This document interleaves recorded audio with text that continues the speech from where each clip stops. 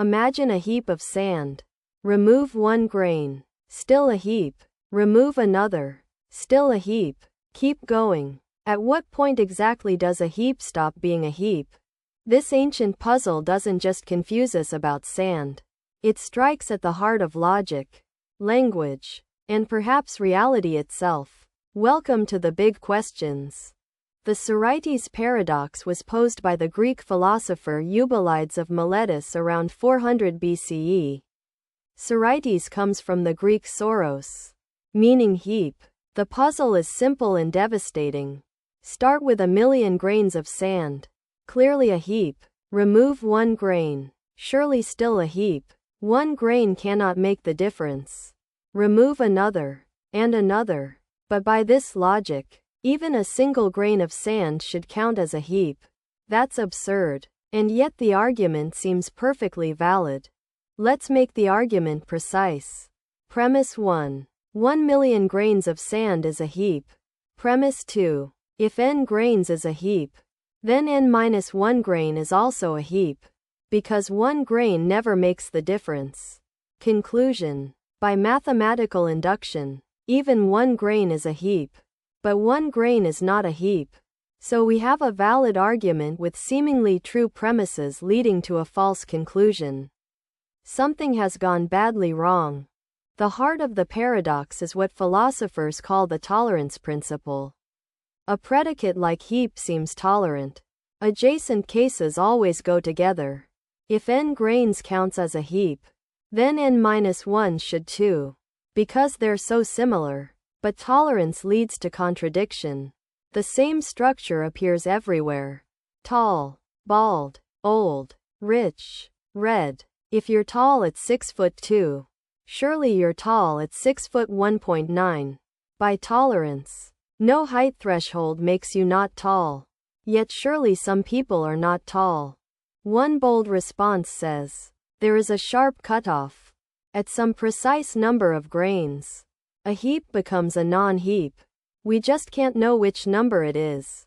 This is the epistemic view, defended powerfully by Timothy Williamson. On this view, the meaning of heap is fixed by our usage. But our usage is complex enough to determine a precise boundary, even if we cannot access it. Ignorance, not indeterminacy. Vagueness is a feature of our minds, not of the world or language. Most philosophers reject sharp cutoffs as incredible. The semantic view says vague predicates simply lack precise extensions. There is no fact about whether a borderline case is a heap. Not because we're ignorant, but because the word heap just doesn't cover such cases determinately. Language is inherently imprecise. The solution: deny that premise 2 is always true. Sometimes heap applies, sometimes it doesn't, and sometimes neither verdict applies. The law of excluded middle may fail for vague predicates. Fuzzy logic offers a mathematical approach. Instead of truth values being just true or false, 1 or 0, they can be any real number between 0 and 1. 1,000,000 grains scores 1 on heap. 0 grains scores 0. Borderline cases score somewhere in between. The paradox dissolves because premise 2 becomes only approximately true, with each removal lowering the score by a tiny amount. The approach is elegant and practically useful.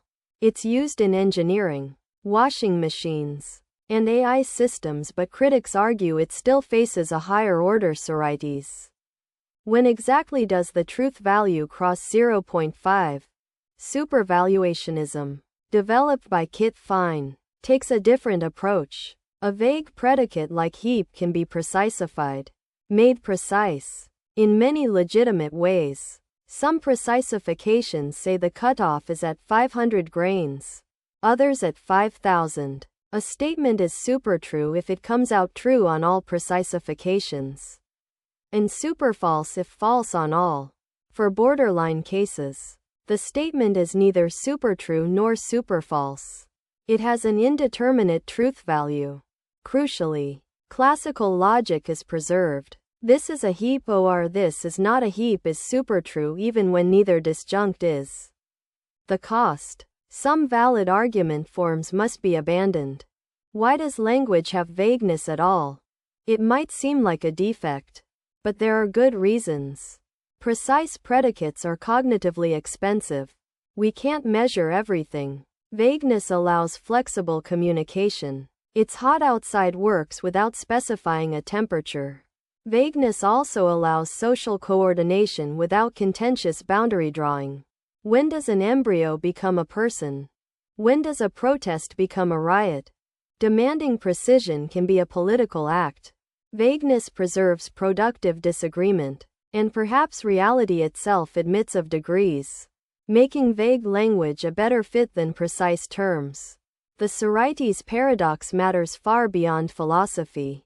In law, when does a collection of evidence constitute reasonable doubt? When is a tax excessive? Courts regularly navigate vague standards with real consequences. In medicine, when does a collection of symptoms become a disease? The boundary between disorder and normal variation shapes diagnosis and treatment. In ethics, when does a fetus acquire moral status? When does someone become too cognitively impaired to make decisions? In AI and machine learning, when does a model output constitute misinformation? Vagueness is not a flaw in our language. It is one of its most important and challenging features.